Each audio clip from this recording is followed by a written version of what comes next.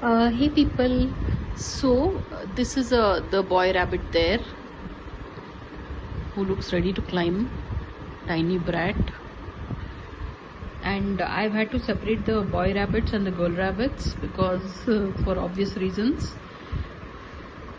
It is just this is like 11:30 in the night and he's looking at himself in the mirror.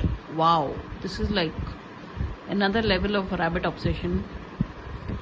Tiny brat escaped from the cage and now I don't know, when he was inside the cage he was busy troubling this lady, and now that he's I think she shows the maximum affection for him. These rabbits are like humans at so many levels. It's so difficult to have them in separate cages. Yeah, it's much easier when they're in one cage. The big cage was the thing, but then as it happens I was noticing this male rabbit doing a lot of gadbad. So yeah, I have to catch him and put him in. Let's make that happen.